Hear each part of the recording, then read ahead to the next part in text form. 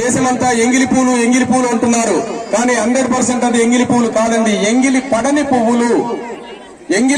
పువ్వులు తంగేడు పువ్వులు. తంగేడు పువ్వులు ఎంగిలి ఎందుకు పడలేదంటే తంగేడు పూలను బతుకమ్మ తల్లి ఉత్సవాల్లో కాకుండా ఇంకెక్కడ కూడా మనం ఉపయోగించాం. ఆడవాళ్లు జడలో పెట్టుకోరు, మాలలల్లి మెడలో వేసుకోరు, ఉత్సవాలలో ఊరేగింపులలో ఎలాంటి పూజలలో కూడా తంగేడు పూలను వాడము. కనుక అవి ఎక్కడ కూడా ఎంగిడి పడలేదు.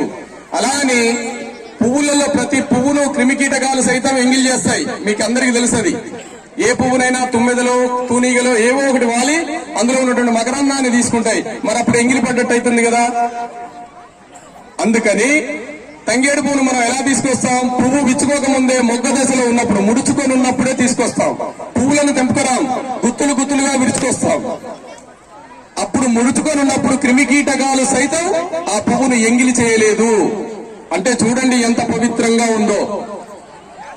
ఎక్కడ కూడా ఎంగిలి పడనటువంటి పూలు తంగేడు పూలు. ఆ తంగేడు పూలతో